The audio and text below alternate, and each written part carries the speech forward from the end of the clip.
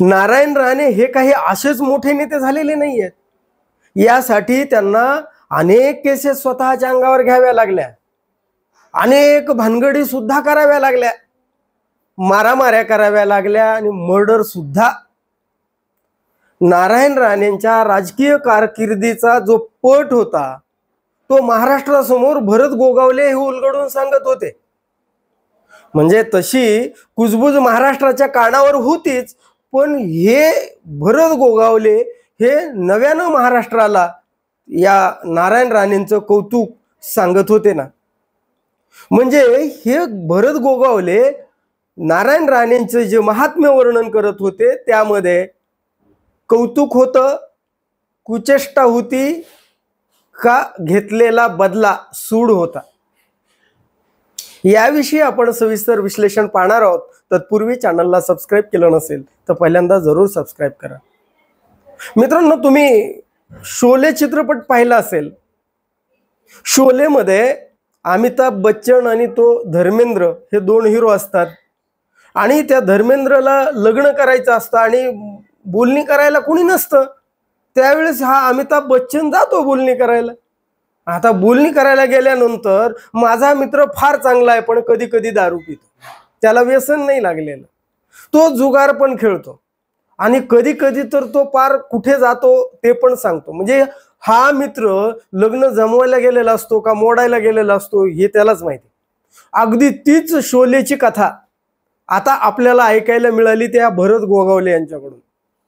मग नारायण राणेंची राजकीय कारकीर्द ही कशी होती, म्हणजे त्यांनी अनेक केसेस अनेक भानगडी करून अंगावर घेतलेल्या होत्या. काय कौतुक आहे. यासाठी त्यांना मारामाऱ्या कराव्या लागल्या, यासाठी मर्डर सुद्धा करावे लागले. मित्रांनो, हे भरत गोगावले यांनी ही जी नारायण राणेंची केलेली कुचेष्टा घेतलेला सूड होता का याला शंका घेण्यासाठी वाव आहे. आपलं आठवून बघा की काही दिवसापूर्वीच हे नितेश राणे धाराशिव जिल्ह्यामध्ये आले होते आणि तिथं त्यांनी अगदी ठासून सगळ्यांचा बाप देवेंद्र फडणवीस ठरवला होता. म्हणजे या जिल्ह्याचे पालकमंत्री असलेले प्रतापराव सरनाईक त्यांचा जिल्हा नियोजन निधी देवेंद्र फडणवीसांनी राणा जगजित सिंह भाजपा आमदार यांच्या ह्याच्यावरनं आरोपावरनं स्थगित केला होता.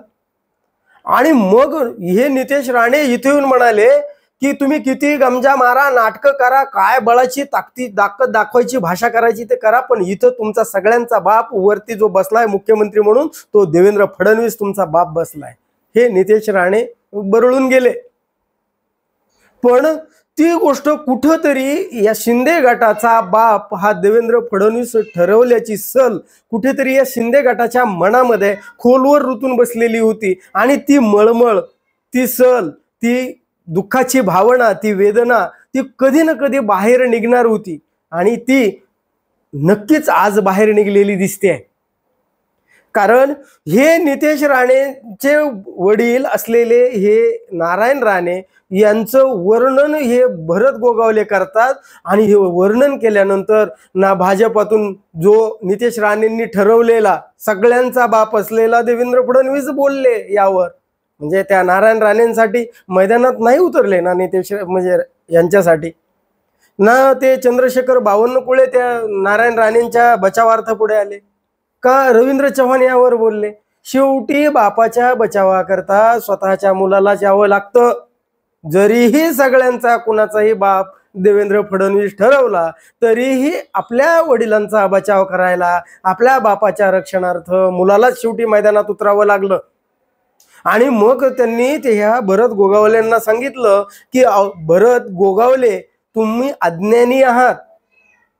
कुठेही कोणत्याही पोलीस स्टेशनमध्ये नारायण राणेंच्या विरोधात, राणे साहेबांच्या विरोधामध्ये कुठेही तक्रार अथवा गुन्हा नोंद नाहीये, तशी कुठेही नोंद नाहीये. मग तुमच्या ज्ञानात भर घालण्याकरता मी तुम्हाला याची चहा पाण्याला भेटलात त्यावेळी मी तुम्हाला माहिती देतो.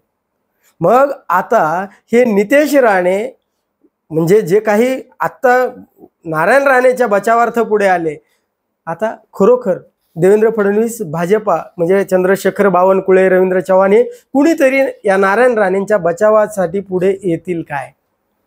आणि भरत गोगावले यांनी जे नारायण राणेंचं खरं स्वरूप म्हणण्यापेक्षा त्यांना अपेक्षित असलेलं ही त्यांनी जे बोलले म्हणजे त्यामध्ये त्यांचा भाव हा कौतुकांचा म्हणजे राणेंचं महात्म्य वर्णन करण्याचा होता का? ते खरोखर त्यांना ती राणेची कुचेष्टा करायची होती का? त्यांनी कुठंतरी आमचा बाप ह्या नितेश राणेंनी काढला होता म्हणून त्यांचा बाप अडचणीत आल्यावर त्यांना कसं वाटतं याच्यासाठी घेतलेला हा सूड होता.